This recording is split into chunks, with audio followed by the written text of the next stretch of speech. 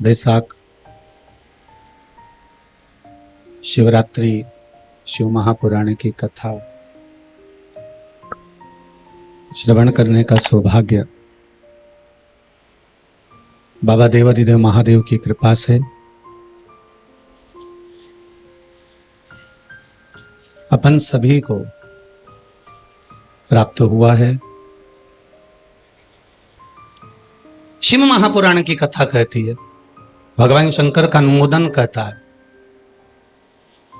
कि आपकी जो भक्ति है, भगवान धन से, संपदा से या सत्ता से या वैभव से या दौलत से भगवान कभी नहीं रीझता। अगर भगवान को चाहिए तो तुम्हारा केवल निर्मल मन चाहिए, भगवान को और कुछ भी नहीं चाहिए, तुम्हारा केवल मन। उसके सिवाय भगवान तुम्हारे वैभव से, तुम्हारे पास में कितनी गाड़ी है, कितना बंगला है, कितना धन है, कितना वैभव है, कितनी सत्ता है, कितनी दौलत है, भगवान को उससे कोई मतलब नहीं। भगवान को अगर मतलब है तो केवल तुम्हारे मन से मतलब है। शबरी अंबा के दरवाजे पर भगवान गए, क्या दिया शबरी अंबा ने?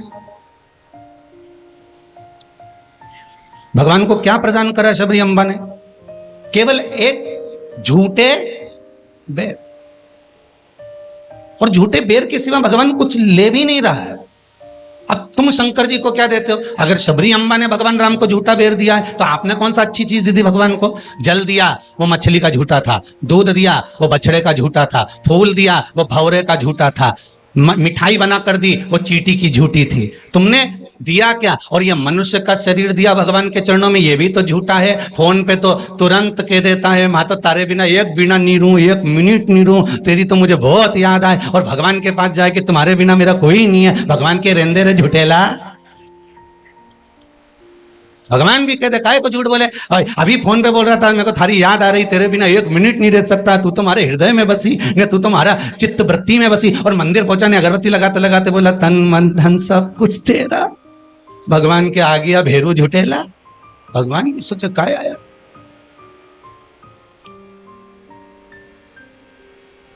अगर शबरी अंबा ने झूठा बेर दिया है तो हमने कौन सी अच्छी चीज भगवान को दे दी है? हमने क्या भगवान को अच्छा दे दिया है?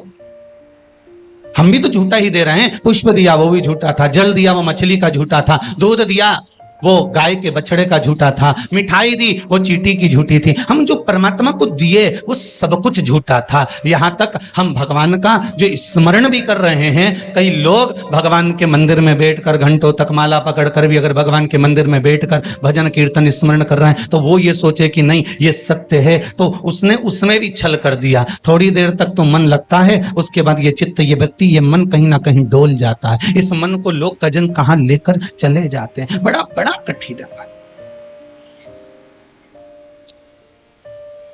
ये बड़ा कठिन। ये मन बड़ा चंचल है, कैसे तेरा भजन करूं, जितना इसे समझाऊं उतना ही मचलता है।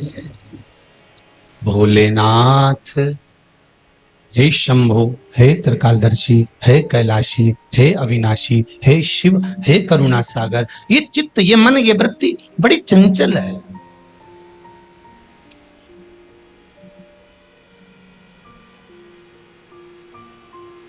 अगर ये मन, ये चित्त, ये वृत्ति थोड़ी भी परमात्मा में लग गई तो जीवन की सार्थकता होगी। ब्रह्मा और भगवान विष्णु दोनों मिलकर मंथन कर रहे हैं। और एक बात बहुत ध्यान से सुनना, शिव महापुराण के इस चरित्र को याद रखना कि ब्रह्मा और भगवान विष्णु ने मंथन किया, और मंथन किया तो शंकर भगवान के शिवलिंग को प्रकट किया।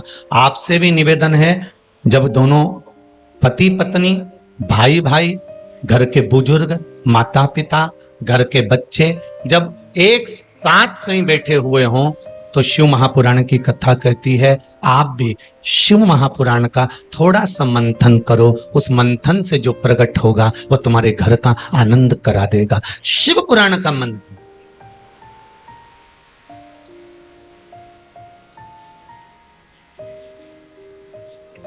थोड़ी देर अपने माता पिता के पास में जाकर बैठा करो, थोड़ी देर जब घर से जाते हो तो अपने घर में जो मंदिर है, अपने घर में जो देवालय है, अपने घर में जो शिव जी हैं, अपने घर में जो राम जी हैं, अपने घर में जो ठाकुर जी हैं, अपने घर में जो कृष्ण हैं, अपने घर में जो देवता विराजमान हैं, आप उनके पास जाकर बैठकर फिर अपने गंतव्य की ओर अपने कार्य के लिए जाइए। और शाम को जब आओ तो पत्नी और बच्चों से, परिवार से बाद में मिलो। सबसे पहले अगर दुकान की चाबी भी लेकर आए हो, थोड़ा सा धन भी लेकर आए हो, थोड़ा सा सामान भी लेकर आए हो, थोड़ा सा व्यापार का कुछ चीज भी आप लेकर आए हो, तो सबसे पहले जाकर भगवान के मंदिर में जो आपके घर में है उसके पास में बैठकर उसको बताया करो, आज मैंने व्यापार करा उसमें यह लाभ हुआ, आज मैंने व्यापार करा उसमें यह हानि हुई, और आपकी कृपा से आज मैंने दुकान, व्यापार, व्यवसाय आज का पूरा करा। हे देवाधिदेव महादेव, हे मेरे ठाकुर, हे मेरे कृष्ण, हे मेरे राम, आज भगवान की कृपा, आपकी कृपा बहुत बनी रही और मेरा सब कार्य सफल हुआ। बाबा को प्रणाम करो, नमन करो और फिर अपने माता पिता, परिवार, कुटुंब, कबीला जिससे मिलना है मिलो, फिर मिलो।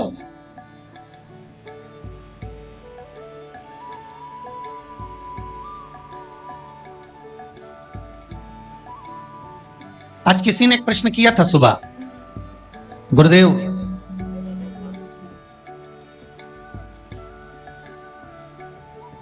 अगर भगवान के मंदिर जाना है हमको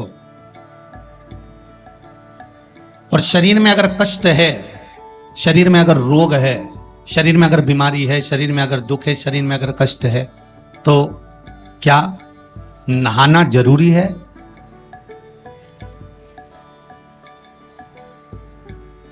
शिव महापुराण की कथा कर रही है, मत नहाओ, स्नान कर लो।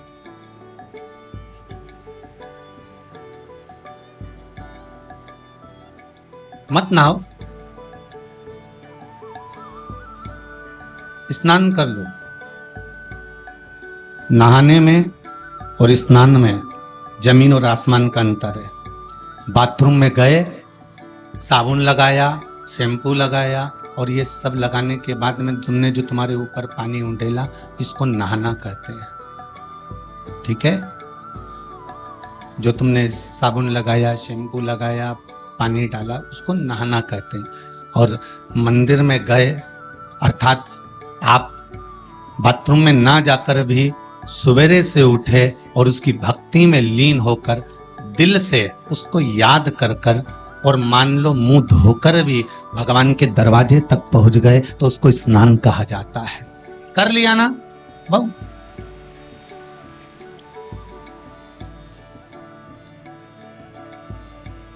जितना शरीर का वजन है, बहुत ध्यान दीजिएगा जरा।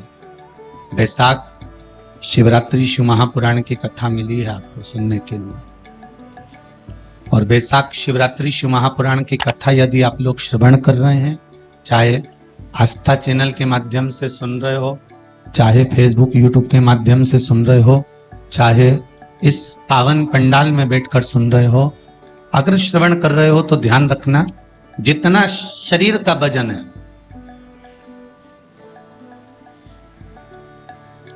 70 kilo, 25 kilo, 20 kilo, 15 kilo, 50 kilo, उतना ही किलो के हिसाब से 10 किलो है तो ये मन में भाव लगा लेना कि मुझे दिन भर में 10 बार भगवान को धन्यवाद देना है कि तूने ये शरीर दिया, चित्त वृत्ति दी, ये मन दिया, ये बुद्धि दी, ये पूरा जीवन मुझे दिया, ये आपकी कृपा से मिला है, आपको समर्पित है और आप ही को दे रहा हूं। 10 किलो के हो तो 10 बार आप भगवान को धन्यवाद दीजिए, 20 किलो के हो तो 20 बार धन्यवाद दीजिए, 80 किलो के हो तो 80 बार धन्यवाद दीजिए, 90 किलो के हो तो 90 बार धन्यवाद दीजिए कि ये आपकी कृपा से मुझे प्राप्त हुआ है। कोई दूसरा देने वाला नहीं है मुझको, केवल आप दे रहे हो, उसके सिवाय कुछ नहीं मिला।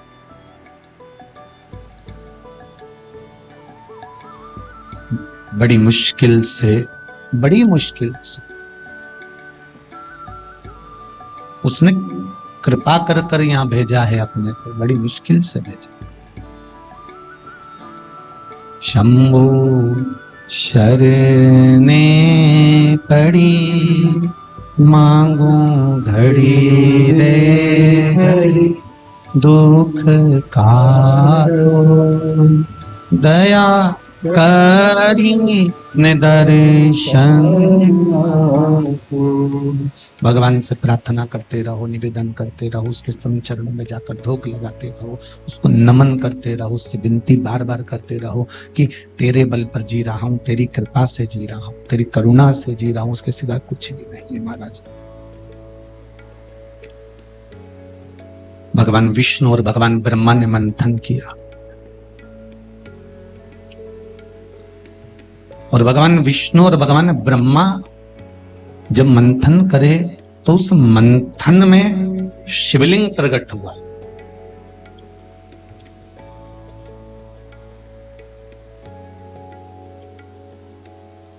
मंथन में शंकर का प्रकट होना बहुत बड़ी बात।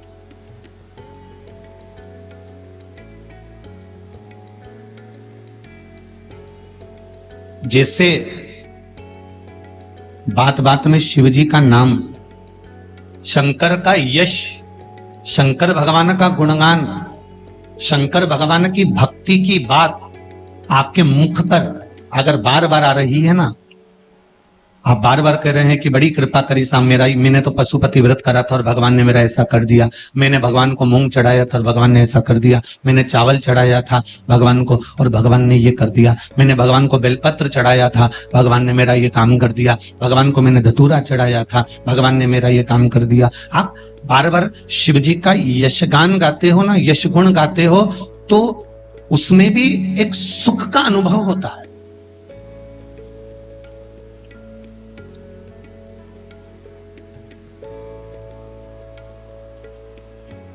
आपके यश गुण गाने में भी करके देखना। सास से निवेदन है, बहू की बड़ाई करके देखो, बहू का यश गुण गाकर देखो। कितनी भी बुरी बहू हो, कितना भी अपशब्द कहती हो, कितना भी ताना देती हो, कितनी भी गाली देती हो, कितना भी आड़ा टेढ़ा बोलती हो, भले तुम्हें संभालती हो ना संभालती हो, तुम्हारा सम्मान करती हो ना करती हो, तुम्हारा आदर करती हो ना करती हो, उसके बाद भी तुम 4 लोगों से अपनी बहू की बड़ाई कर कर देखना, खूब बड़ाई करना उसकी, खूब यश गुण गाना उसका।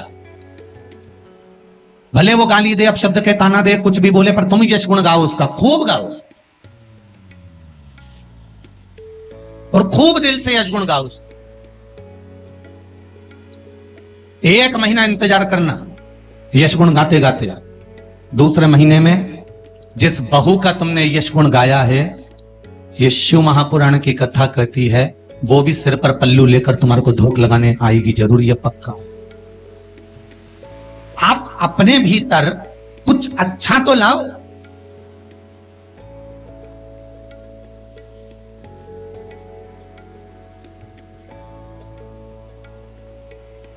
कुछ अच्छा ढूंढने का प्रयास तो करो।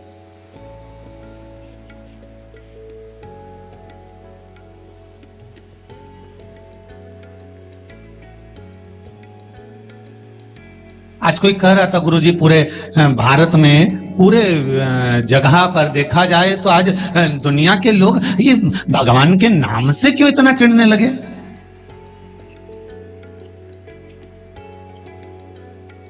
भगवान के नाम से, राम नाम से, शिव नाम से, कृष्ण नाम से, ये दूसरे लोग आखिर चिढ़ते क्यों? तो हमने कहा सीधी सीधी बात है कि रामचरितमानस में भी वर्णन आया कि जब जब रामचरितमानस में जब जब राम जी की सेना के लोग जय जय श्री राम चिल्लाते थे, तब तब जितने राक्षस थे वो सब, वो जितने राक्षस थे, जितने भी,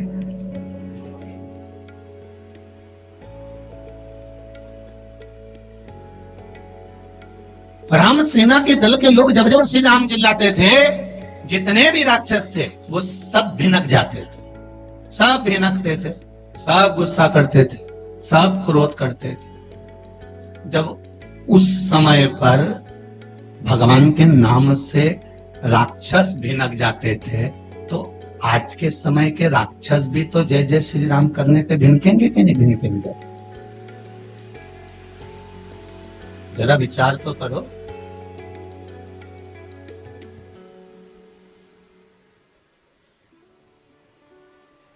जब उस समय पर राम दल की सेना चलती थी और हनुमान जी ने धमक के, अंगद ने कूद कर रावण के सामने कह दिया था जय जय श्री राम, तो सारे राक्षस भिनक गए, सब क्रोध आ गया, सबको गुस्सा। तो जब त्रेता में यह हाल था राक्षसों का राम नाम से, तो फिर तो ये तो कलयुग है।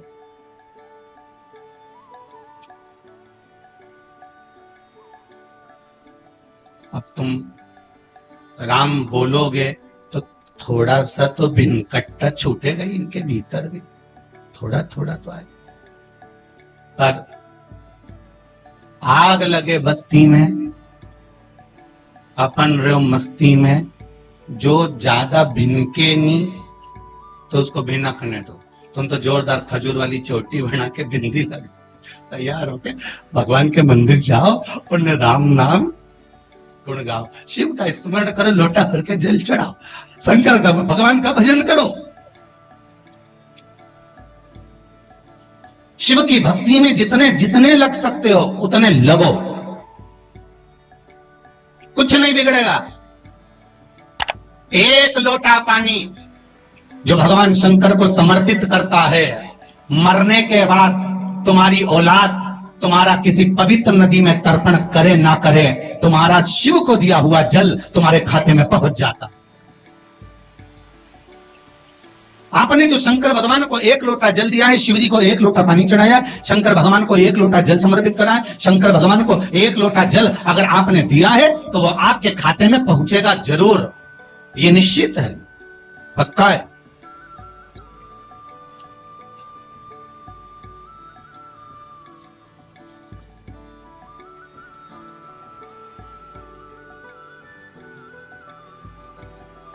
और शिव भक्ति के अनुसार, शंकर भगवान के अनुमोदन के अनुसार,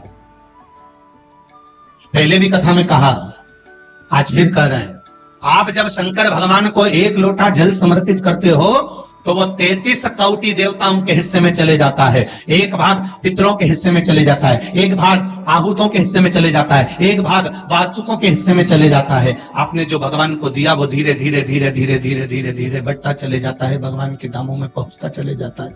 जिन जिनको आपने नहीं भी दिया, शंकर भगवान पे चढ़ा हुआ जल उन तक भी पहुंच जाता है। ये केवल आपकी निर्मल और आनंदित भक्ति के बल पर पहुंचता है, भक्ति के बल। भगवान ब्रह्मा और भगवान विष्णु ने जो मंथन किया, उस मंथन में जो शिवलिंग निकला, और ब्रह्मा जी के मुख से निकल गया कि ये शिवलिंग जो निकला है इसके चरण कहाँ है, इसका शीश कहाँ है, जरा पता करा जाए। और ब्रह्मा स्वयं भगवान शंकर का सिर देखने के लिए जा रहे हैं, और भगवान विष्णु मृत्यु लोक में नीचे तलातल में, रसातल में, पताल में भगवान शंकर का चरण ढूंढने के लिए जा रहे हैं, भगवान शिव का चरण।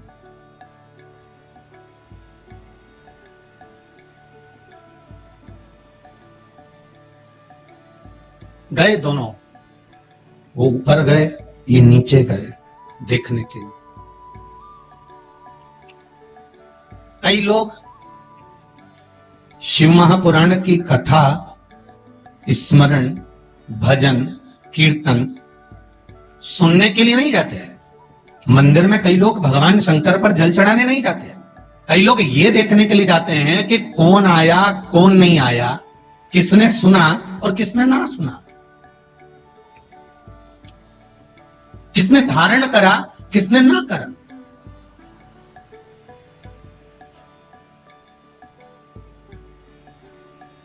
अब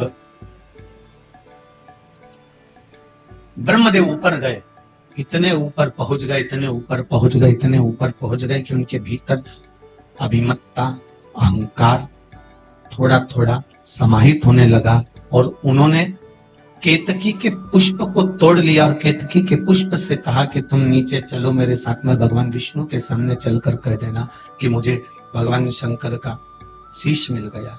केतकी के फूल ने कहा कि यदि मैं झूठ बोलूंगा तो वो श्रेष्ठता कैसे रहेगी? मेरे झूठ बोलने की श्रेष्ठता कैसे होगी? कौन मानेगा मेरी बात को? सामने से गौ माता निकल कर जा रही थी, गाय से कह दिया तुम चलकर कह दो कि तुम चलकर कहो कि भगवान ब्रह्मदेव को भगवान शिव का शीश मिल गया। गाय कहती है मैं क्यों झूठ बोलूं? उसको भी थोड़ा सा लोभ दिया गया और केतकी के पुष्प को भी थोड़ा सा लोभ दिया गया। दोनों को थोड़ा थोड़ा लोभ प्रदान करा। और शिव पुराण कथा कहती है कि जब व्यक्ति के जीवन में थोड़ा सा लोभ उपज जाता है, थोड़ा सा लालच आ जाता है, तो फिर जीवन का किया हुआ सारा कर्म उसका बेकार हो जाता है। और वही हुआ है। केतकी के पुष्प के मन में ये लोभ जाग गया कि मैं ब्रह्मा जी के द्वारा सिंचित हो जाऊंगा, आनंदित हो जाऊंगा। और गाय के मन में ये लोभ जाग गया कि ब्रह्मा जी कह रहे हैं कि सबसे पहली रोटी आपको प्रदान कर दूंगा, तो ये लोभ ही तो जागा। कोई भी चीज करो, अगर कोई सत्कर्म आप कर रहे हैं, थोड़ा सा अच्छा कार्य आप कर रहे हैं, भगवत भजन आप कर रहे हैं, कीर्तन आप कर रहे हैं, मंत्र जाप आप कर रहे हैं, स्मरण आप कर रहे हैं, नाम जाप यदि आप कर रहे हैं, तो वो लोभ से पवित्र होना चाहिए, बहुत दूर।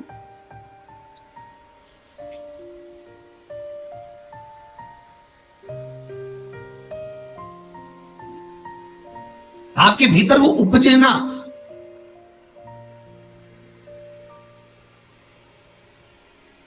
फिर चाहे दुनिया के लोग कितना भी कहे ना, वो एक बेल बेचारा किसान का एक बेल कुएं में गिर गया।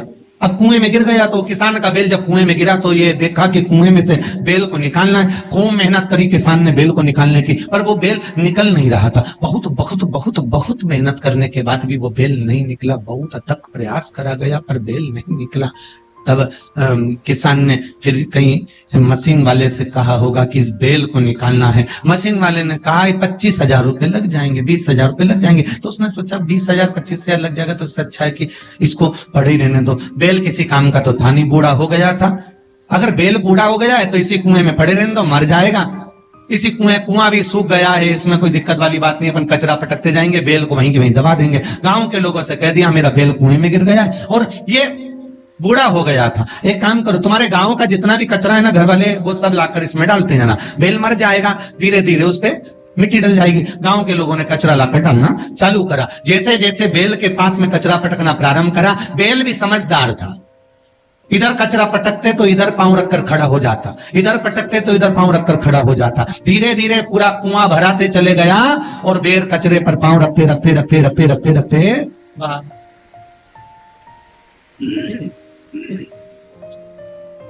बेल कचरे पर पांव रखते रखते रखते रखते बाहर आ गया, ऊपर आ गया। और जब वो ऊपर आया, निकल कर बाहर भाग गया, निकल कर बाहर भागा।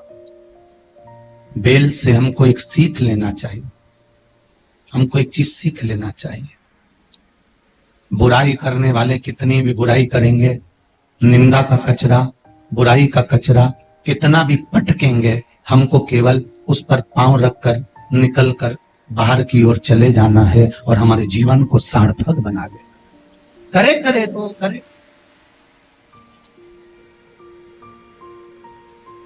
अब शब्द कहने वाला कहता रहे, ताने देने वाला देता रहे, गाली देने वाला देता रहे, अपनी शिव भक्ति, अपना स्मरण, शंकर का अनुमोदन होता रहे, बस इसका ध्यान रखना। बैसाख के महीने में 9वीं तिथि को माता जानकी का प्रागट्य हुआ है पृथ्वी से।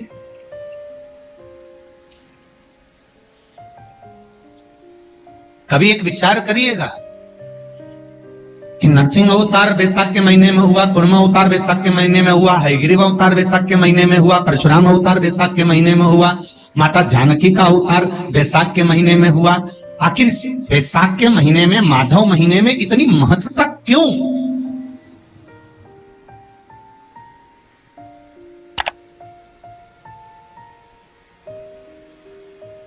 बैसाख के महीने में पड़ने वाली एकादशी, चतुर्थी, प्रदोष,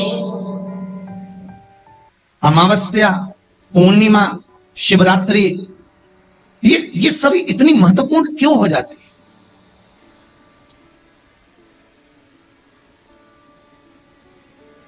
इसकी महत्वता इतनी प्रबल क्यों हो जाती है? किस लिए? क्योंकि बैसाख का जो महीना पड़ता है, सूर्य की संपूर्ण तपन, सूर्य देव अपने पूर्ण तेज के साथ में मृत्यु लोक के निवासियों पर, चाहे जलचर हो, थलचर हो, वायुचर हो, चाहे जो जीव हैं, उस पर जब किरण फेंकते हैं तो संसार का जो मनुष्य है उस पर जब ताप पड़ता है तो ताप पड़ने के कारण उसके मुख से भगवान का नाम निकल ही जाता है, स्मरण नाम निकल ही जाता है। जब उसके मुख से भगवान का नाम निकलता है तो वो भगवान की शरणागति खुद ग्रहण कर लेता स्वयं।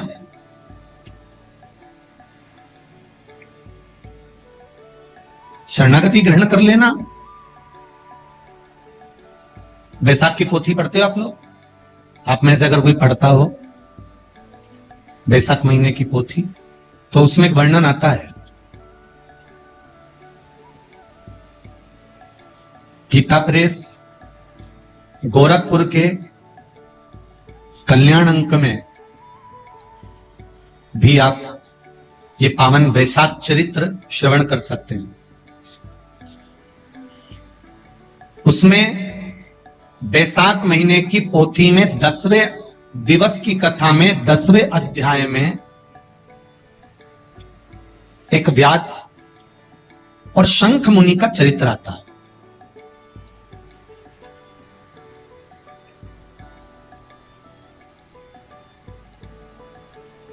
शंख मुनि एक बार निकलकर भगवान शंकर के मंदिर में जल समर्पित करने के लिए जा रहे थे और शिव मंदिर की ओर जाते जाते बीच मार्ग में चलते और वो शंख मुनि जब शिव के मंदिर में पहुंचे, शंकर भगवान के मंदिर में जाकर उन्हें दर्शन किया,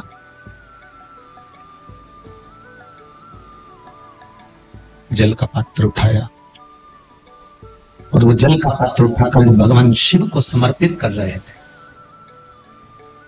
तो उसी समय जल का पात्र उठाकर जब शंकर भगवान को समर्पित करा गया और शंख मुनि निकलकर जब बाहर आ रहे थे, आते आते शंख मुनि के मन में एक भाव उत्पन्न हो गया कि जब हम भगवान शिव को कुछ वस्तु समर्पित करते हैं तो उसका फल, उसका पुण्य फल हमें कितने समय में प्राप्त होता है। ये शंख मुनि के मन में एक विचार जागृत हो गया, शंख मुनि के मन में एक भाव जागृत हो गया।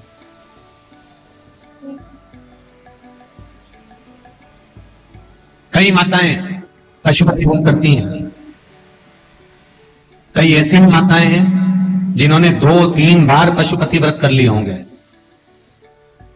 दूसरे को बताया, उसने व्रत करा, उसका हो गया, उसको फायदा भी मिल गया, और ये 3 कर ली, उसके बाद भी कुछ ना कुछ रह गया। तो इसके मन में आया कि बताओ, मैं भी व्रत कर रही हूं, ये भी व्रत कर रहे हैं, ये भी व्रत को सुन कर रहा है, मैं भी व्रत कर रही हूं, आखिर बात समझ में नहीं आती। उसको लाभ मिल गया, मुझे लाभ नहीं मिला, उसको लाभ की अनुभूति हो गई, मुझे लाभ की अनुभूति नहीं हुई। तो कभी विचार करना कि तुमने उसको पशुपति व्रत बताया, उसने व्रत किया और बड़े दिल से करा, बड़े बड़े दिल से करा, तुम्हारे बताए अनुसार करा, मतलब तुम्हारी बात पर कितना विश्वास होगा उसको, तुम्हारी बात पर कितना भरोसा होगा उसको। और तुम्हारे बताए अनुसार उसने पशुपति व्रत कर लिया और उसका काम हो गया। तुम 2 बार 3 बार 4 बार 5 बार कर चुकी तो भी नहीं हुआ, उसका कारण क्या हो सकता है? उसका एक कारण है, तुम्हारी बात पर उसने विश्वास कर लिया, पर तुम अभी विश्वास पूर्ण रूप से कर नहीं पाई हो। तुमने ये सोचा है कि दुनिया कर रही है तो अपन भी कर लो। एक बार महाराज ने बोला है कर लो, देखा जाए। पर तुम्हारे बात में वो जागृतता, तुम्हारे पास में वो जागृतता, तुम्हारे पास में वो बल, तुम्हारे पास में वो वेग, तुम्हारे पास में वो बल प्राप्त नहीं हो, वो विश्वास जागृत नहीं हुआ। यदि तुम्हारे पास वो विश्वास जागृत हो जाता, वो बल जागृत हो जाता, तो तुमने जब पशुपति व्रत करा उसका फल तुमको मिल जाता। अगर विश्वास जागृत होता तो फल मिल जाता।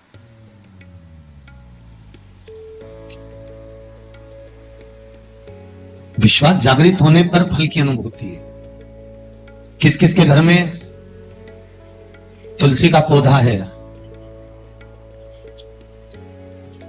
सबके यहां है, रख लो।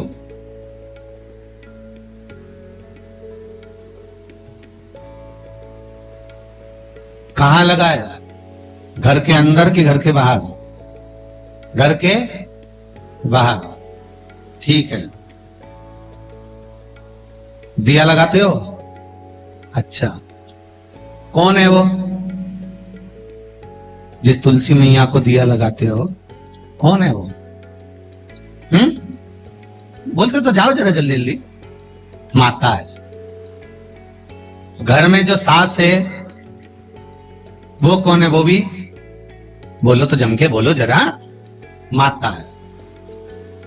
बैसाख का महीना चल रहा है, बहुत जोरदार गर्मी पड़ रही है, बहुत जोरदार गर्मी, खूब जोर की। तुम्हारी सास की कुर्सी घर के बाहर लगा दो।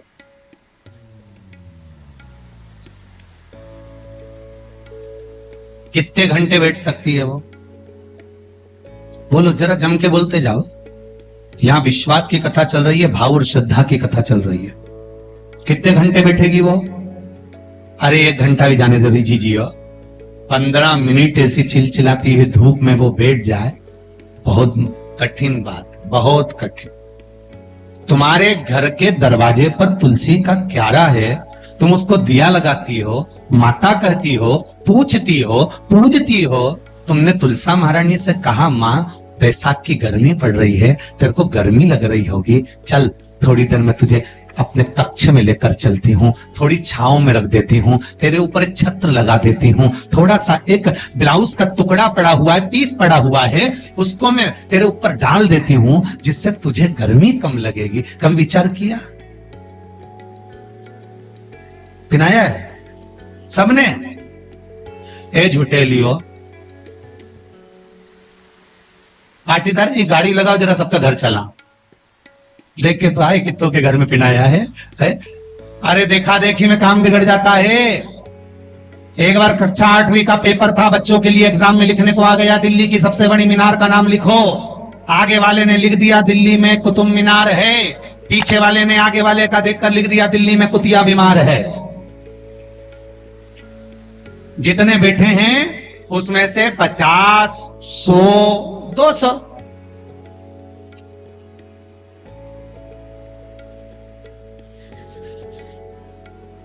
अरे बोलो तो सही है वो, उतना बोल।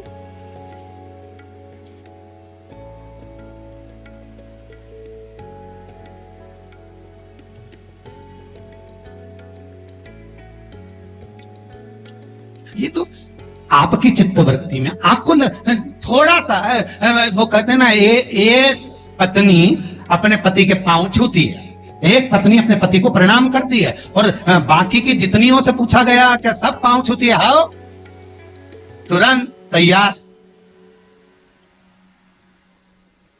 अरे गुरुजी आओ। ये तो उसी में कहा लोग है ना, वो एक आप लोग गाते हैं ना, वो देवी जी की आरती, माता पिता का है इस जग में बड़ा ही सुंदर नाता, उसी में का हाल है, पति पत्नी का है इस जग में बड़ा ही सुंदर नाता। बैठी बैठी पत्नी खाती, पति कमा कमा मर जाता।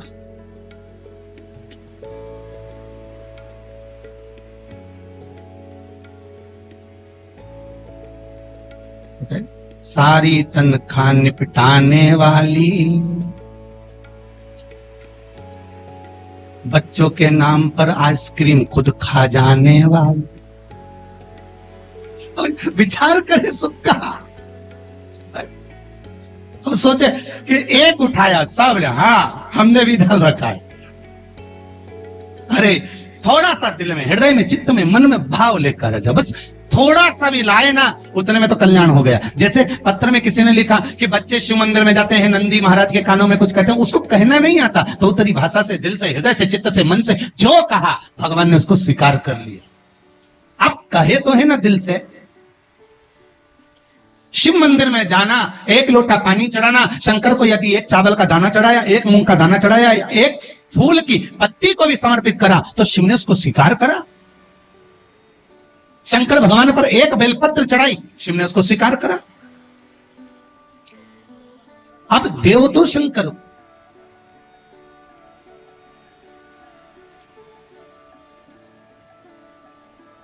आप भगवान ओघड़दानी को प्रदान तो करो। शंकर भगवान पर चढ़ी हुई एक बेलपत्री का मोल तत्व संसार का मनुष्य जिस दिन समझ गया, उस दिन उसको डॉक्टर के पास जाने की जरूरत ही नहीं पड़ेगी। केवल एक बेलपत्र का अगर उसने शंकर भगवान पर चढ़ी हुई एक बेलपत्र के मोल तत्व को अगर वो समझ गया, तो भगवान शंकर की भक्ति को अगर वो समझ गया, महामृत्युंजय मंत्र को अगर समझ गया, श्री शिवाय नमस्तुभ्यम मंत्र को समझ गया, पंचाक्षर मंत्र नमः शिवाय को समझ गया, षडाक्षर मंत्र ओम नमः शिवाय को अगर वो समझ गया, तो उसको फिर डॉक्टर के पास जाने की जरूरत नहीं पड़ेगी। उसकी भक्ति का बल इतना बढ़ जाएगा, श्रद्धा का बल इतना बढ़ जाएगा कि उसको कहीं जाना ही नहीं पड़ेगा।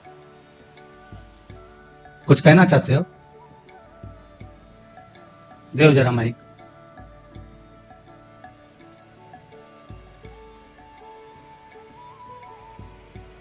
कॉर्डलेस देव संजय।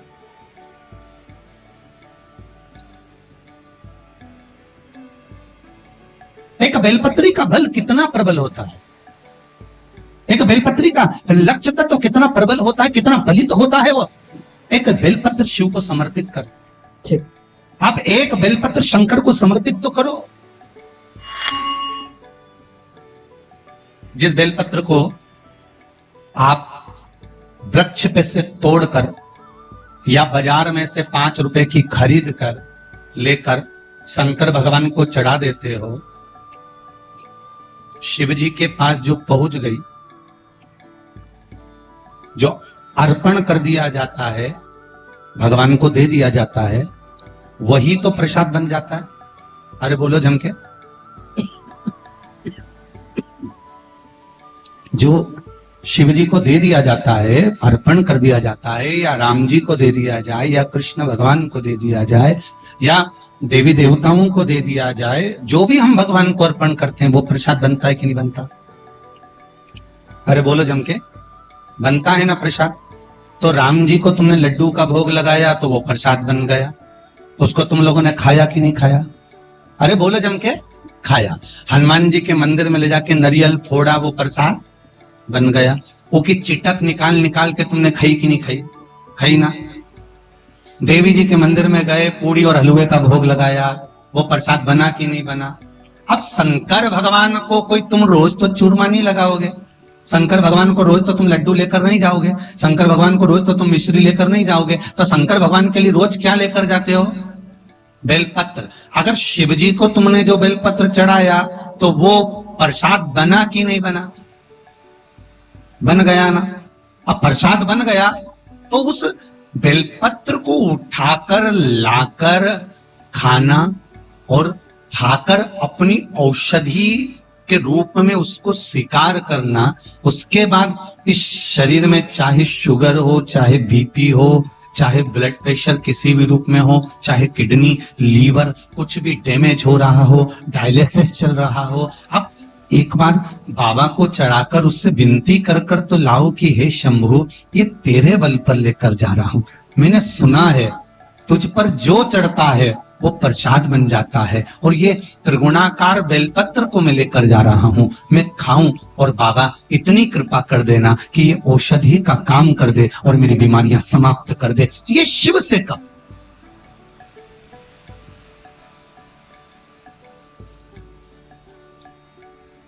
क्यों निर्माल्य बनकर फेंका जाए बेलपत्र को?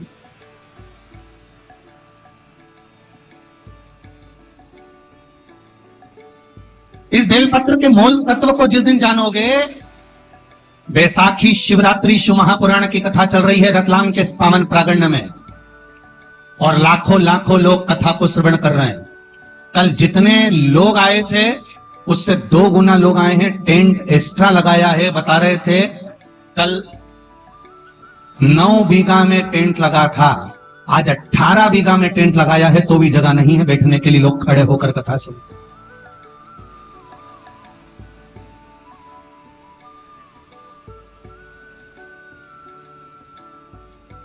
और 18 बीघा के टेंट में भी जगह नहीं। पीछे पुरुष को आप एक निगाह अगर मारकर देखेंगे तो ढेरों में खड़े हैं, इधर देखो उधर देखो, जहां निगाह पहुंच जाए उधर देख लीजिए महाराज। लाखों लाखों लोग इस कथा को सुन रहे हैं।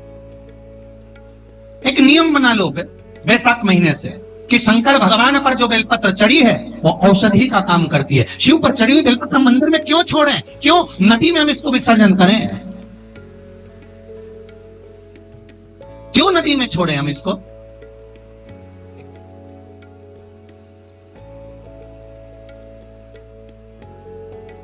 उसको उठा लाया, उसका प्रयोग करा, खाया, और उसका जो फल हमें मिला वो जीवन का सुख। हम तो ब्राह्मणों से भी कहेंगे, जितने ब्राह्मण जन शंकर भगवान के मंदिर में पूजन करते हैं, जितने विप्र जन भगवान शिव के मंदिर में पूजन करते हैं, उनको करबद्ध निवेदन, उनके चरणों को प्रणाम कर कर, उनके चरणों को नमन कर कर, उन ब्राह्मणों के चरणों को नमन कर कर निवेदन करूंगा कि आप शंकर जी के मंदिर में कोई प्रसाद बांटो ना बांटो, जो बेलपत्र शंकर जी के मंदिर में चढ़ती है उस बेलपत्र को उठाकर धूप में डाल दो, सुखा लो, पीस लो, और पीसने के बाद उसकी पुड़िया बना लो। उस पुड़िया को प्रसाद के रूप में देना चालू कर दो कि ये खाना चालू करो। किडनी, लीवर, शुगर, बीपी सब धीरे धीरे धीरे धीरे समाप्त होने लगेगा। तुम करो तो वो बेलपत्र ना तो किसी नदी में विसर्जन करने की जरूरत है और ना कहीं फेंकने की जरूरत है।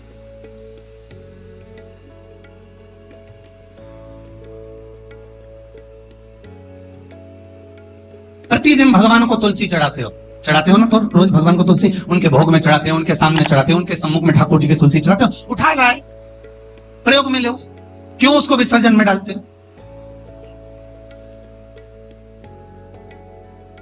जो विसर्जन के लायक है उसका विसर्जन करो, और विसर्जन भी कहां करो?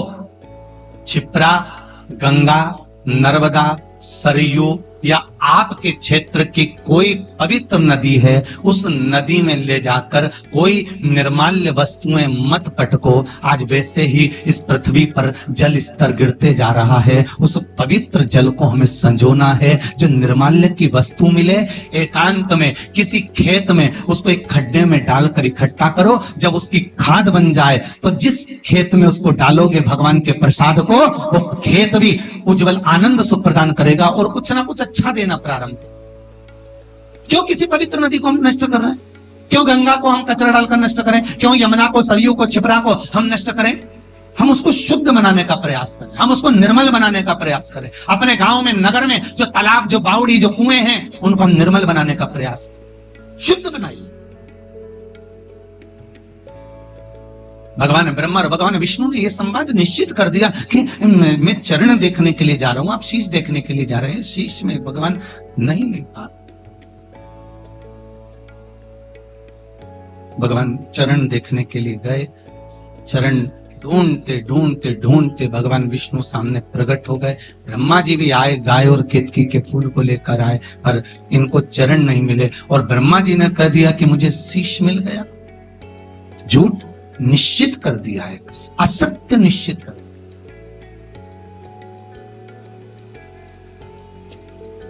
जितने झूठ बोलने वाले होते हैं ना, उनसे एक निवेदन है, बोलो।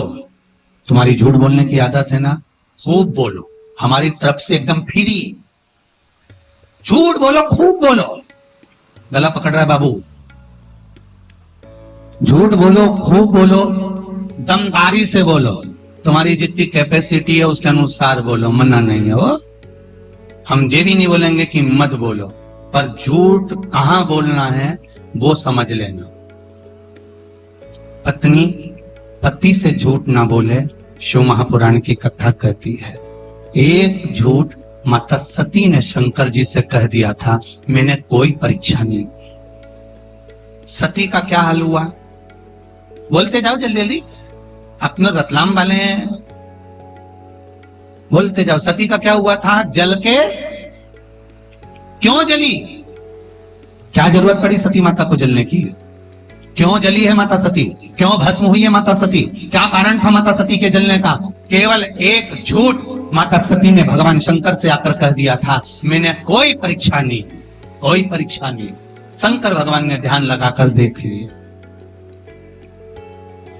तुम मार्केट में पल्लू यहां लेके चल रही हो कि यहां? तुम आकर पति ने पूछा क्यों? तो दुकान पे खड़ी थी और थारा पल्लू इधर पड़ा था। कहीं नहीं, मैं तो यूं ज पड़ी। तुमने किसी और को देख लिया होगा, ठीक है। अब पहले के समय में शंकर भगवान ध्यान लगाकर देख लिए थे कि सती मैया ने झूठ बोला कि सच बोला। आज के जमाने में तो दुकान दुकान में कैमरा लगा हुआ, वो पकड़ के ले गया, चल अभी चल तुम्हारे साथ। तुम्हारे झुठला रही, मुझे झुठला रही, चल। और गाड़ी पे ले गया ने बिठाया। और कई हाल चाल रे बलबीर थारा? बस जोरदार। ला थारी भाभी अभी आई थी कि नहीं आई थी? सामान लेने आई थी। सिर पे पल्लू था कि इनंग धरा था? क्या अब मैं सामान दिखाऊं कि भाभी का पल्लू देखो? ठीक है, जरा कैमरा लगा थे तो अरे चार चार लग गया है। तो जहां थारी भाभी खड़ी थी वहां कैमरा था, ये लगा हमारा पीछे ही। ले जरा दिखाना। और जो दिखाया तो पल्लू तो यज धरा था। तो उन्हें कहा तो झूठ बोल दी। फिर शिव पुराण कह रही, सती मैया ने शंकर जी से झूठ बोला। पत्नी कभी अपने पति से झूठ ना बोले। और ये केवल पत्नियों के लिए ही नहीं है।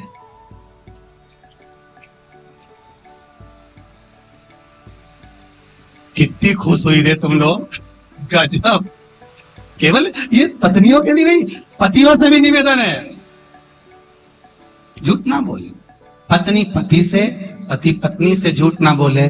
और एक निवेदन करूंगा मेरे घर की बेटियों से, क्योंकि आप मेरे घर की बेटी हो, भारत की भूमि पर जन्म ली हो, और भारत की भूमि पर जो बेटियां जन्म लेती हैं वो मेरे ही घर की बेटी कहलाती है। उनसे निवेदन करूंगा कि आप, मेरी बेटियों से निवेदन है, सबसे झूठ बोल लेना, पर जिस मां ने तुमको कोख में रखा और जिस पिता ने पूरी जिंदगी तुम्हारे ऊपर खर्च कर दी, कमा कर लगाने में, पढ़ाने में, उस माँ बाप से कभी झूठ मत बोलना। सत्य कह दो कि ये बात है।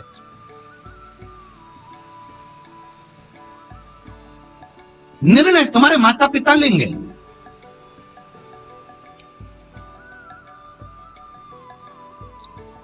गणेश जी महाराज की शादी होना थी। घर में बड़े कौन थे? शंकर जी के, कार्तिक के। शादी किसकी हो रही है? गणेश जी की। प्रजापतियों की कन्या रिद्धि और सिद्धि।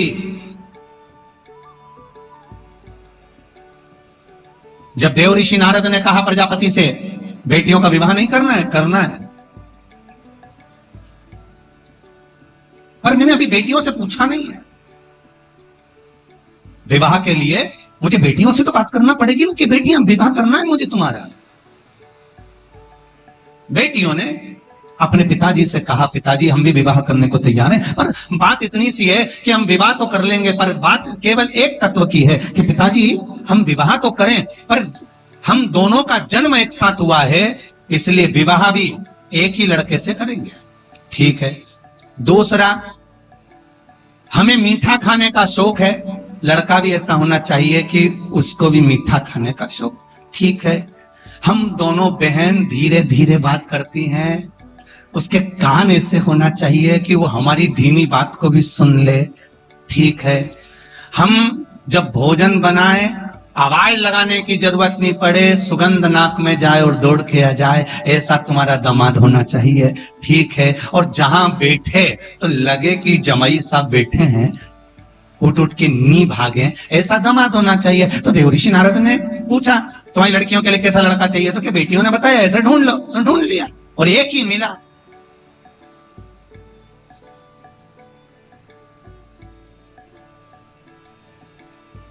और वो दामाद भी कोई साधारण नहीं था।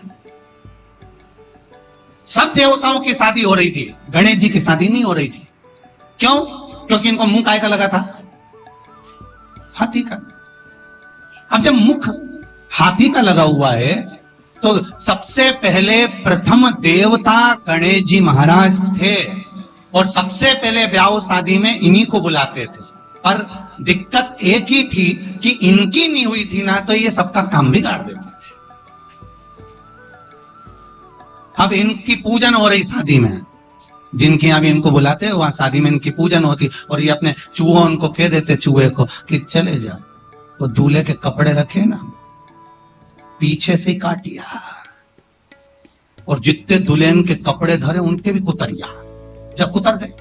और चूहे जाते और शादी में जो दूल्हा दुल्हन कपड़े पहनते सब कुतर देते हैं। सब शादी में यही हाल, सारी शादी में। एक दिन शनि महाराज निकल कर जा रहे थे तो ब्रह्मा जी ने शनि देव से कह दिया, जितने भी दूल्हा दुल्हन की शादी होती है, क्यों शनि देव अपनी कुदृष्टि इन पर क्यों देते हो? शनि जी ने कहा मैं कहां कुदृष्टि देता हूं, और क्या बताओ, दूल्हा दुल्हन के सारे कपड़ों में आग लग जाती है, सारे कपड़े कुतर जाते हैं, चूहे उनको काट देते हैं, ऐसे छेद पड़ जाते हैं, ये आप नहीं दे रहे तो कौन दे रहा?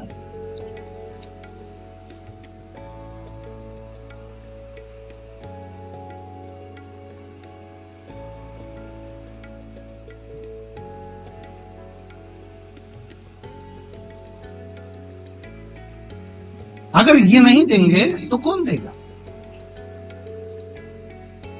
शनि महाराज अच्छी बात नहीं है। शनि देवता ने कहा नहीं नहीं नहीं नहीं, मैं नहीं करता। फिर मालूम पड़ा श्री गणेश जी महाराज करते हैं। तो सबसे पहले ब्याह गणेश जी का पक्का करा कि भैया ये इसका ब्याह पहले होना चाहिए, और सब कुछ गणेश जी में था। कान भी ऐसे थे बड़े बड़े कि सुनाई भी अच्छे से दे जाता, नाक भी ऐसी थी कि यहां बैठे वहां से सूंघ लेते, और दामाद भी ऐसा था कि एक बार बैठ गया तो 10 दिन उठता ही नहीं था। साधारण थे। मेरा बेटियों से निवेदन, पत्नी पति से झूठ ना बोले, पति पत्नी से झूठ ना बोले, बेटी अपने माता पिता से झूठ ना बोले। मेरा निवेदन है शिष्य अपने गुरु से झूठ ना बोले, और भक्त भगवान से कभी झूठ ना बोले। यहां तक सीमित रखो, यहां तक सीमित, बहुत ही। और झूठ बोलना एक जगह पर जरूर बोलना। कहां? यदि कोई गाय कसाई के यहां कट रही हो, वहां जाकर झूठ बोल देना कि ये गाय मेरी है, छुड़वा कर लिया ना। झूठ वहां बोल। झूठ बोलने के भी स्थान बताए गए, कहां कहां झूठ बोलना है, कैसे कैसे झूठ बोलना है, किस तरह से झूठ बोलना है, स्थान बताए गए महाराज। कि ये गाय अगर कसाई की यहां कट रही है तो वहां झूठ बोल दो कि ये गाय मेरी है, ये कटे, ये मेरी। ब्रह्मा जी ने झूठ बोला शिव जी के सामने, केतकी के पुष्प ने झूठ बोला शंकर जी के सामने, गौ माता ने झूठ बोला शिव जी के सामने। महाराज अंत क्या हुआ? केतकी के पुष्प को श्राप लगा, सारे देवताओं पर चढ़ेगा पर शंकर पर नहीं। गाय को श्राप लगा, तेरा शरीर पूजा जाएगा पर मुख नहीं।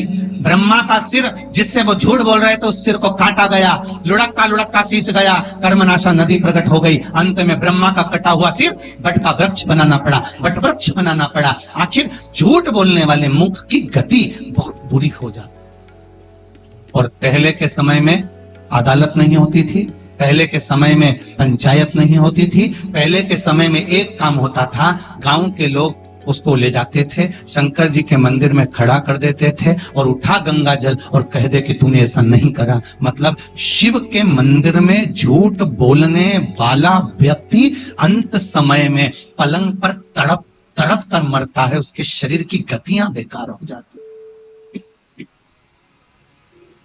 शरीर की गतियां बेकार। शिव भक्ति में अगर लीन हो तो उसका एक सुख, एक आनंद ही दूसरा। झूठ ना बोले, बोलो, मना नहीं, पर किसी गौ माता की रक्षा करना हो, राष्ट्र का उत्थान करना हो तो चलेगा। आगे चरित्र आया है भगवान शंकर का पावन, और भगवान शिव के पावन चरित्र का वर्णन किया। शंख मुनि शिव जी के मंदिर में जल चढ़ाकर लौट रहे थे।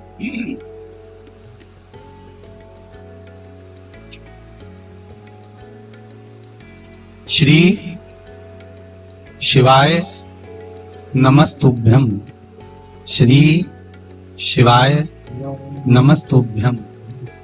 शंख मुनि जल चढ़ाकर लौट रहे थे। शंख मुनि ने कहा कि फल कितने दिन में मिल सकता, कब प्राप्त हो सकता?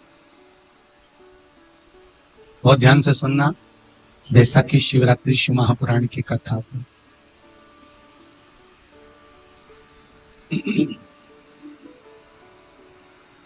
फल कितने दिन में मिल सकता है, कब प्राप्त हो सकता है, कैसे मिलेगा? शिव पुराण कह रही है, शंख मुनि जैसे ही बाहर आए, एक सामने से सर्प निकल कर जा रहा था।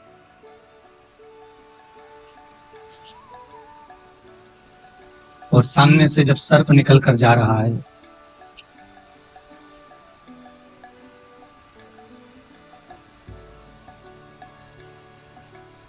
जब सामने से सर्प निकल कर जा रहा है, शंख मुनि को देखकर सर्प ने एक व्याघ्र और शंख मुनि के संवाद को सुना।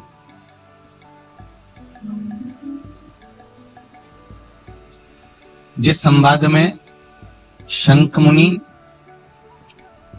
व्याघ्र को बैसाख महीने की शिवरात्रि का वर्णन कर रहे हैं, बैसाख महीने की शिवरात्रि का वर्णन कर रहे हैं।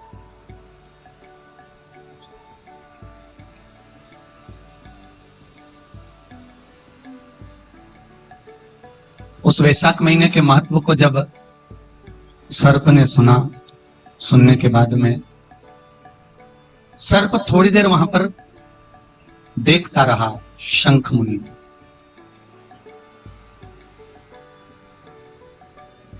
कुछ देर बाद जब शंख मुनि वहां से जाने लगे,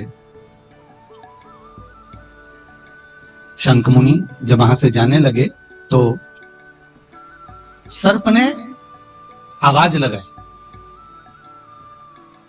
शंख मुनि को लगा कि ये सर्प है और सांप कहां ये वाणी बोल पाता है, मनुष्य की वाणी को कैसे बोल पाएगा?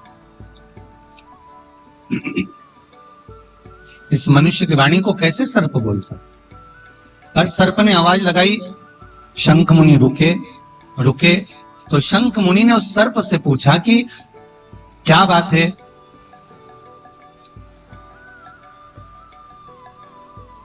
कुछ कहना चाहते हो आप?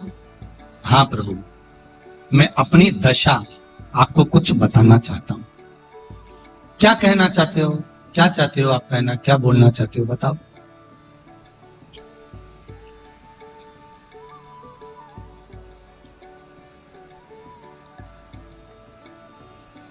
क्या बोलना चाहते हो बोलिए। तो कहा महाराज, पूर्व समय में कुशित मुनि का मैं पुत्र, मेरा नाम रोचन था। मैं कुशित मुनि का पुत्र था, मेरा नाम रोचन था। महाराज,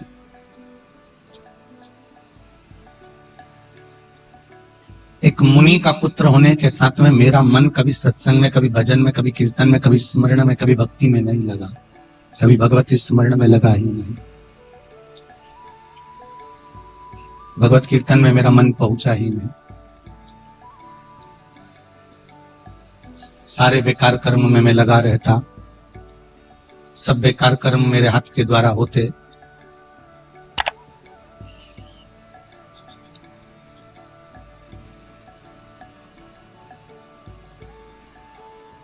चोरी मैं करता, छल मैं करता, बेईमानी मैं करता, कपट में करता, निंदा में करता, बुराई में करता, सब बेकार कर्म मेरे द्वारा होते।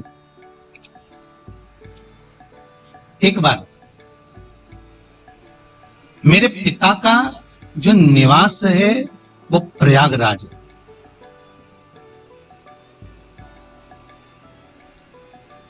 आप किस जगह पर रह रहे हो और वहां की धरा क्या कह रही है? एक भूमि का बहुत बड़ा प्रताप होता है महाराज, बहुत बड़ा प्रताप।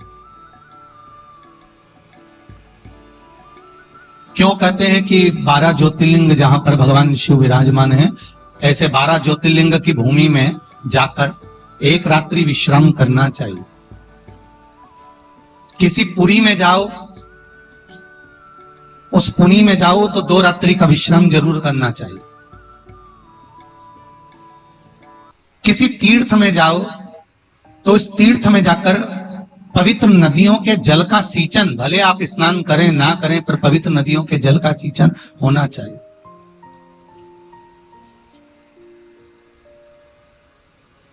क्यों कहा जाता है कि इतनी पवित्र नदियों का सिंचन करिए, जल का सिंचन करिए, पुरियों के जाकर निवास करिए।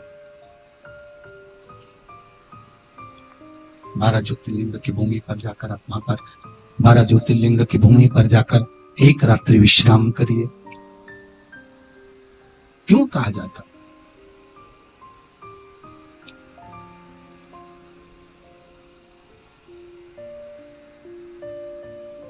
काम, लोभ, आसक्ति, वासना, तृष्णा, मोह, प्रपंच, ये सब जब हम किसी 12 ज्योतिर्लिंग की भूमि पर जाकर एक रात्रि विश्राम कर कर जब भगवान शंकर के नाम का स्मरण करते हैं, पूजन करते हैं, भक्ति करते हैं, भजन करते हैं, कीर्तन करते हैं, मंत्र जाप करते हैं, नाम जाप करते हैं, तब इस शरीर के द्वारा वो रात्रि भर विश्राम करने पर हमारे भीतर का जो ताप है, पाप है, लोभ है, आसक्ति है, तृष्णा, वासना, अहम है, ये सब निकल कर बाहर हो जाता है।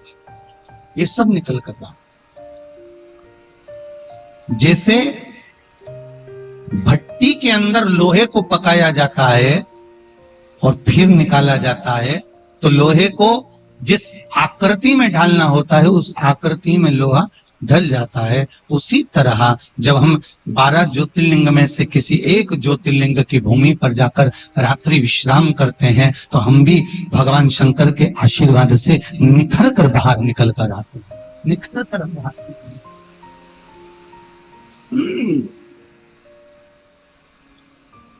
हम निखर कर बाहर की ओर आ जाते हैं। हमारी मन की, हृदय की, चित्त की जो सुंदरता है भजन के बल पर, वो सामने प्रकट हो जाती है।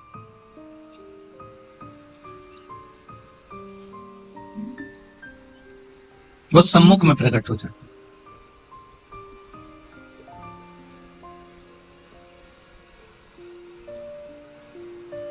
आज प्रयागराज में मेरे पिता कुशंड मुनि का निवास था।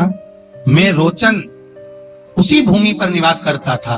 एक बार त्रिवेणी संगम पर जयंत नाम के एक ब्राह्मण आए और उन ब्राह्मण ने अपने बैसाख महत्म में यह वर्णन किया कि एक बेलपत्र का वृक्ष हो या पीपल का वृक्ष हो या तुलसी का पौधा हो या आंवले का वृक्ष हो या बट वृक्ष हो, उस वृक्ष के नीचे बैसाख के महीने में जो जल समर्पित करा जाता है, उस जल की पुण्याई इतनी प्रबल हो जाती है कि व्यक्ति के जीवन में जितना पाप कर्म करा होता है वो सब निष्फल हो जाता है, वो सब समाप्त हो जाता है।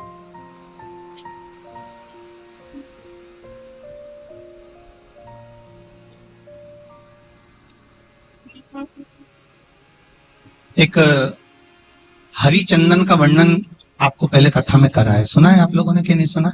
किस किस ने सुना? जरा हाथ उठाओ। हरिचंदन का वर्णन करा था। ध्यान होगा कि तुलसी की लकड़ी जब सूख जाती है तो उस तुलसी की सूखी हुई लकड़ी को घिस कर चंदन बनाया जाता है, और उस चंदन को कार्तिक महीने में भगवान ठाकुर जी को, लड्डू गोपाल को, भगवान कृष्ण को, राम को या शालिग्राम भगवान को वो चंदन लगाया जाता है।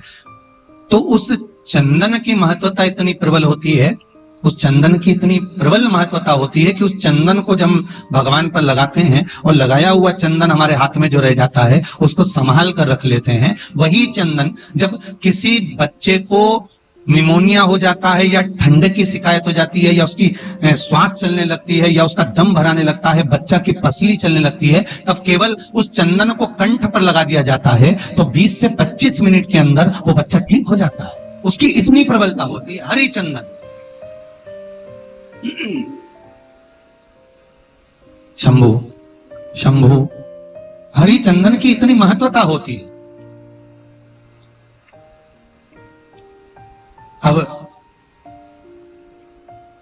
तुलसी की जड़ को घिसकर उसका चंदन बनाकर भगवान को लगाना, वो हरि चंदन। उसी तरह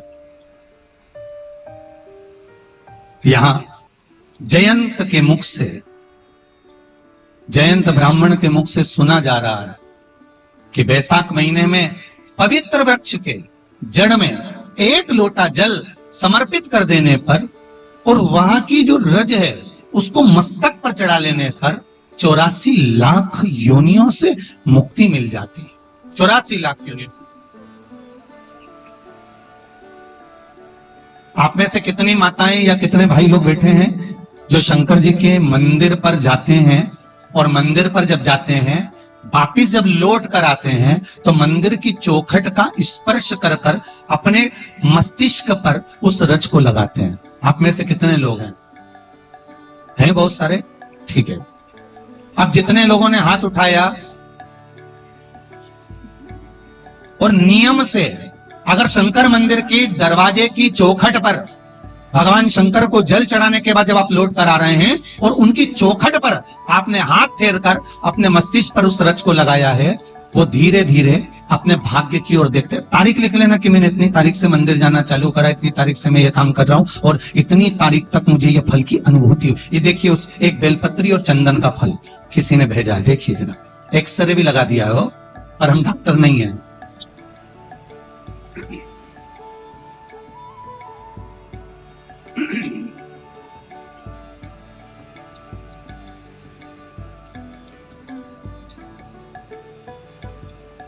एक्सरे भी लगाया है।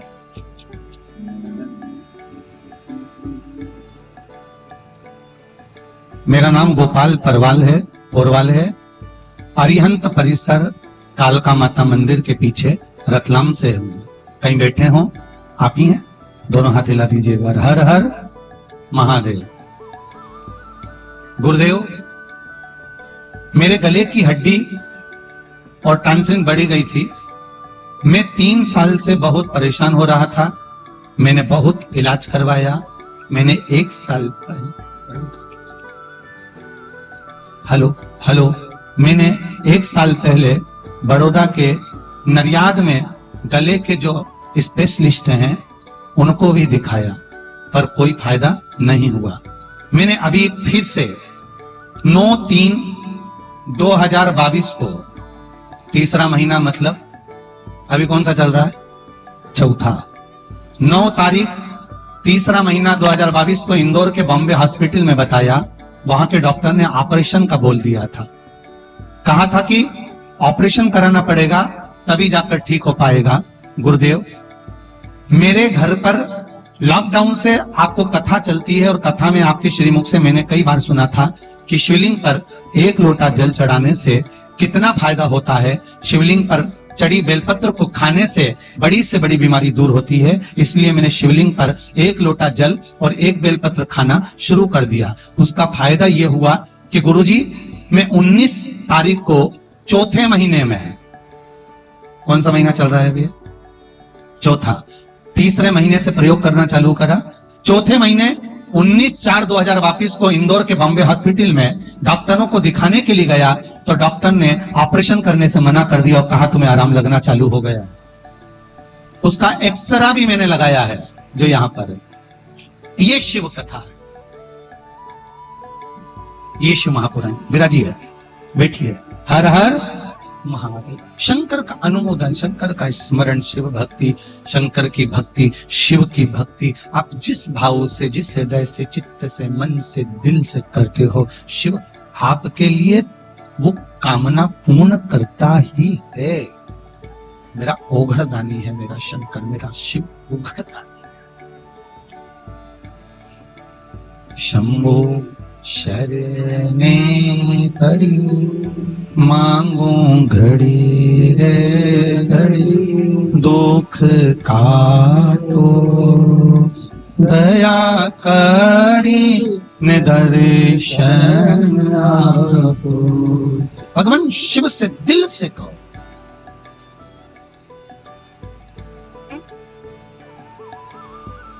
और मन से कहोगे वो स्वीकार करेगा।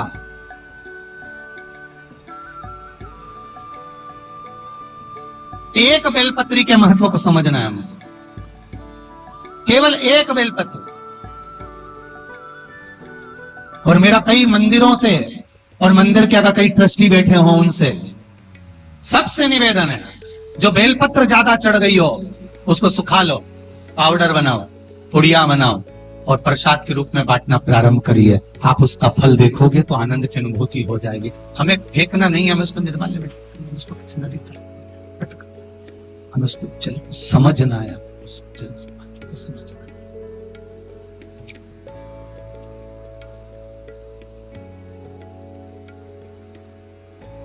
उस जल की महत्वता या उस बेलपत्री की महत्वता को हमें समझना है, जिससे हमको फल की अनुभूति हो, सुख की अनुभूति हो, आनंद की अनुभूति हो। महाराज, मैंने जयंत ब्राह्मण के मुख से कथा सुनी, जल के महत्व को सुना। पवित्र वृक्ष के जड़ में जल चढ़ाने के महत्व को मैंने श्रवण किया। जल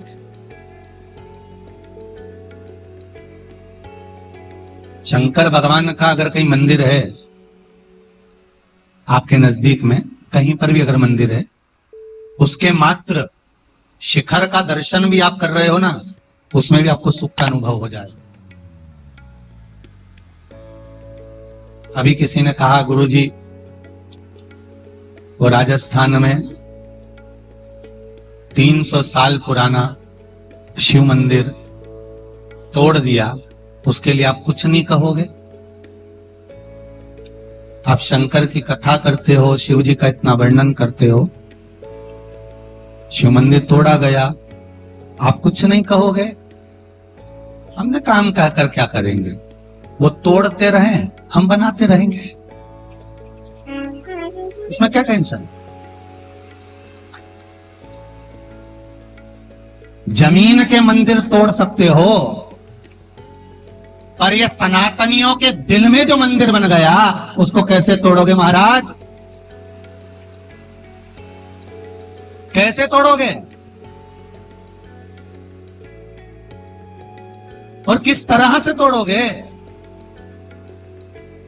हमारा तो केवल इतना सा निवेदन था, मंदिर तोड़ना ही था तो कम से कम उसके अंदर जो धरोहर रखी थी 300 वर्ष पुरानी, जिसको पुरातत्व विभाग को देना था, मेरे शंकर, कार्तिकेय, मां, गणेश जी उनको धीरे से नीचे से हाथ जोड़कर उखाड़ लेते, निकाल लेते और उसको पुरातत्व विभाग को ही दे देते तो भी दिल में प्रसन्नता होती। पर जिसके कर्म का दंड जो भोगेगा।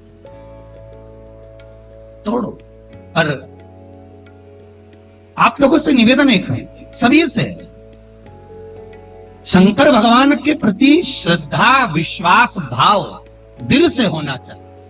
फिर निवेदन करूंगा मेरी जीजियों से, मेरी माताओं से, मेरे भाइयों से, नवयुवक बच्चों से, इतना सा निवेदन है, आप मंदिर भी नहीं जा सकते ना, घर में रहकर भी आप सूर्य नारायण भगवान को जल चढ़ा सकते हो, वो भी नहीं कर सकते तो श्री शिवाय नमस्तुभ्यम मंत्र का जाप कर सकते हो, जिस मंत्र के बल पर आप शंकर को प्राप्त कर सकते हो, शिव को प्राप्त। ये जितने पत्र पढ़े ये सब ये मंत्र के ही तो बल के हैं, वो और भी पढ़े अभी तो बहुत सारे हैं, और हम इनको लेकर कक्ष में नहीं जाते, इसी व्यासपीठ पर यहीं रखे रहते हैं, पढ़ सकते हो आप। और जिनको संशय हो, एक एक पत्र में मोबाइल नंबर भी रहते हैं, आप इकट्ठा कर लेना और बाद में भी फोन लगाकर पूछ लेना कहीं सीओर वाले महाराज ने तो नहीं कह दिया था कि पत्र लिख के भेज दो। यही है, यही पड़ा हुआ है, यही रखा हुआ है। आप तो अपनी भक्ति में लगे रहो, स्मरण में लगे रहो, भक्ति के बल पर लगे रहो, जितना स्मरण कर सकते हो, भजन कर सकते हो, नाम जाप कर सकते हो, नाम कीर्तन कर सकते हो, करो और जीवन को सार्थक बनाने का प्रयास करो। जीवन की सार्थकता आपकी।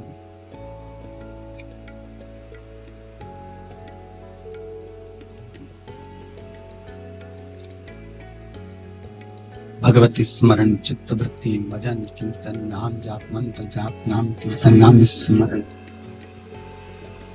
जीवन का सुख प्रदान कर देते। जयंत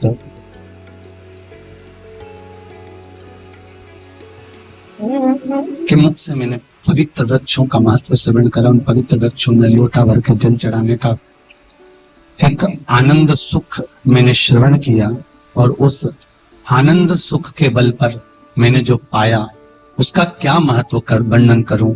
कहा, रोचन ने कहा,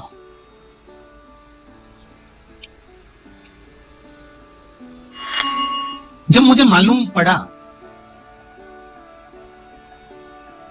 जयंत ब्राह्मण प्रवचन कर रहे थे, कथा कर रहे थे, और मैं सारी मंडली को देखकर बड़ा आश्चर्य में पड़ गया कि इतने सारे लोग कथा में कैसे चले जाते हैं।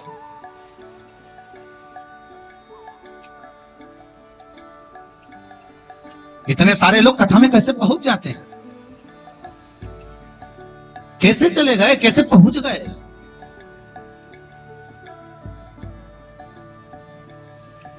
आज रतलाम के कलेक्टर महोदय, एसपी महोदय, एसडीएम महोदय जब प्रातः काल के समय पर मिलने के लिए आए तो उनके चेहरे पर एक प्रसन्नता थी, और उन्होंने बड़ी प्रसन्नता में एक शब्द कहा कि गुरुदेव, रतलाम नगर का सबसे बड़ा आनंद यह है कि शिव महापुराण की कथा हो रही है तो जितने लोग कथा सुनने के लिए आते हैं, या पूरे रतलाम में जितने घर घर हैं, हर घर में प्रत्येक व्यक्ति के चेहरे पर इस कथा की प्रसन्नता है। ये शब्द उनके मुख के थे।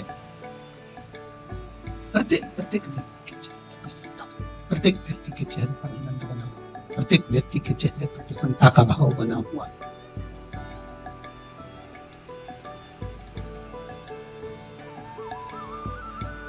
आज कथा 5 मिनट और बाचूंगा, विराम दूंगा, साउंड ठीक नहीं है। कल कथा में अगर साउंड ठीक रहेगा तो व्यासपीठ पर पहुंचूंगा। श्री शिवाय नमस्तुभ्यम। जयंत ने कहा, मैंने जयंत की मुख से श्रवण किया है, और जयंत के मुख से जब मैंने श्रवण करा एक वृक्ष के नीचे जल चढ़ाने के महत्व को, एक लोटा जल समर्पित करने के महत्व को मैंने जब सुना तो उसका वर्णन क्या होता है। मैं तो जाकर कथा में बैठा था, केवल देख रहा था कि कितने लोग आए हैं, कितना आनंद समाया है, क्या क्या हो रहा है, क्या क्रम हो रहा है, क्या क्या किया जा रहा है, पर उस कथा में मेरी चित्त वृत्ति नहीं थी, मेरा मन नहीं था, मेरा हृदय उस कथा में नहीं था। मैं जा गया था, मैंने सोचा थोड़ा सा कथा में विघ्न डालूंगा, मैंने अपने कपड़े फैला दिए, मैंने थोड़ा सा जल ढोल दिया, मैंने थोड़ा सा चिल्लाना चालू करा, मैंने थोड़ा सा अपशब्द कहना चालू करा, जो नजदीक में बैठे थे उनके सामान को मैंने छुपा लिया, उनकी वस्तु को मैंने पीछे रख लिया। तो यहां रोचन कर रहे हैं कि मेरी जो सर्प योनि हुई है वो सर्प योनि पाने का केवल एक कारण है कि मैंने उस कथा में केवल विघ्न उत्पन्न करा। और फिर निवेदन करूंगा, अगर पाटीदार जी कथा करवा रहे हैं, आप सब लोग इस कथा के आनंद में विराजमान हैं, तो प्रयास करना कि कथा में जितनी देर हम बैठे इसमें कोई विघ्न ना हो। हम भगवान का नाम लेकर, स्मरण कर कर, भक्ति को धारण कर कर, भगवान के भजन को धारण कर कर अपनी चित्त वृत्ति में उतार और प्रयास करें कि उसमें कोई विघ्न उत्पन्न ना हो, उसमें कोई विघ्न। क्यों? उसका कारण होता है कि उस विघ्न को हम अगर डालते हैं तो हमको ही भोगना पड़ता है। तो यहां रोचन कर रहे हैं कि मैंने विघ्न डाला और उसका कारण यह हुआ कि मुझे सर्प की योनि मिल गई। पर एक दिन मैंने उस जयंत ब्राह्मण के मुख से श्रवण कर लिया था कि बैसाख महीने में अगर शिवरात्रि पड़े और उस शिवरात्रि पर एक कलश का पात्र, लोटा तांबे का या मिट्टी में रखा हुआ जल पात्र में लेकर एक बेलपत्र का छोटा सा भाग उसमें छुआया हुआ, और फिर निवेदन कर रहा हूं, अगर बेलपत्र उस दिन नहीं मिले तो पात्र लेकर चले जाना मंदिर में। मंदिर में शंकर जी पे तो बेलपत्र चढ़ी होगी ना, अरे बोलो तो जरा, चढ़ी होगी ना। उसी बेलपत्र को धोकर फिर जल के पात्र में उसको छुआकर फिर शंकर भगवान को भाव से, दिल से जो चाहते हो, धन वैभव संपदा सत्ता या रोग से मुक्ति, चाहे उदर से जुड़ी हो। हाँ, एक चीज का ध्यान करना, अगर संपदा के लिए, विवाह के लिए या विद्या के लिए या अन्य चीजों के लिए आप शिव जी को जल चढ़ा रहे हो तो उसके जल को उठाकर नहीं लाना है। और अगर रोग के लिए जल चढ़ा रहे हो कि मुझे ये तकलीफ है, घर में ये बीमारी चल रही है या रोग चल रहा है या किडनी का या लीवर का या कैंसर का या ब्लड प्रेशर का, तो जो जल तुमने समर्पित करा उसको लेकर आकर आचमन भी कर लो। कौन से दिन? जम के बोलो जरा। शिवरात्रि 29 तारीख को, यही महीने में जल समर्पित करना, जैसे इस पत्र में आया है। देखिए जरा, मेरा एक निवेदन आप सभी से, जितने श्रोता भाई बहन बैठे हुए, जन्म मरण परण ये तीन मेरे भगवान के हाथ में है, मेरे शिव के हाथ में। जन्म भी उसके हाथ में है, मरण भी उसके हाथ में है और परण भी उसके हाथ में है। ये तीनों शिव के हाथ में, कोई दूसरे के हाथ में ये चीजें नहीं। भगवान से एक निवेदन मेरी माताओं से है, बहू को जब भी आशीर्वाद दो तो ये मत कहो कि पुत्र हो, बहू को आशीर्वाद दो तो ये दो कि तेरे गर्भ से जो संतान हो वो संस्कारित पैदा हो और राष्ट्र हित के लिए हो। सनातन धर्म को छोड़कर तेरे गर्भ से जन्म लेने वाली संतान दूसरे धर्म को ना अपनाए। भगवान से प्रार्थना करना कि तेरे गर्भ से ऐसी संतान हो, बने तो सनातनी बने, दूसरे धर्म में प्रवेश ना करे।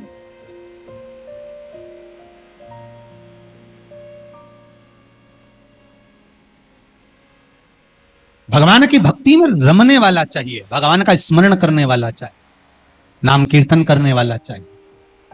आज मैंने एक बात श्रवण करी जयंत के मुख से, रोचन कर रहे हैं, मैंने एक बात श्रवण करी जयंत के मुख से कि जयंत ने कहा कि शंकर भगवान के मंदिर में शिवरात्रि के दिन एक लोटा जल बैसाख महीने में अगर समर्पित कर दिया जाए तो 84 लाख योनियों से छूट जाता हूं। पर मन में एक भाव जागृत हुआ, मैंने एक लोटा जल शंकर भगवान को समर्पित करा। जब मैं बाहर निकल कर आया तो मेरे मन में फिर वही कपट भाव जागृत हो गए, जैसा मैंने कथा पंडाल जैसे मैंने कथा के पंडाल में जाकर कहा था करा कि कपड़े फैला दिए, पानी डोल दिया, कथा नहीं सुनने दी, बैग छुपा दिया, सामान छुपा दिया, वही की वही मेरे कथा के भाव में जो भाव उत्पन्न हुआ था वही की वही मंदिर से जब जल चढ़ाकर आ रहा था, जल चढ़ाकर जब निकल रहा था तो मेरे भीतर फिर वही भाव जागृत हो गया। और मैंने क्या करा कि शिव मंदिर में जो सामग्री रखी हुई थी उस सामग्री को मैंने उठाकर पटक दिया। कहीं कोई सामान रखा हुआ था वो मैंने ले जाकर भूमि पर डाल दिया। अब भूमि पर डाला, मैंने विघ्न डाला मंदिर में। मेरा शिवजी पर एक लोटा जल तो चढ़ गया, इतने में निकलते निकलते ब्राह्मण देवता के मुख से निकल गया कि तुम शिव मंदिर में आए हो, शंकर की आराधना करने आए हो और तुम्हारे हाथों से ये पाप कर कर जा रहे हो, तुम आने वाला समय तुम्हारे लिए बेकार है। फिर कहूंगा मंदिर तोड़ना सरल है, पर तोड़ने के बाद इस शरीर के द्वारा भोगना सबसे ज्यादा कठिन है, सबसे ज्यादा। तोड़ने वालों ने तोड़ दिया, पर भोगना तो पड़ेगा, आज नहीं तो कल। तैयार हो जाओ राजस्थान के काका जी।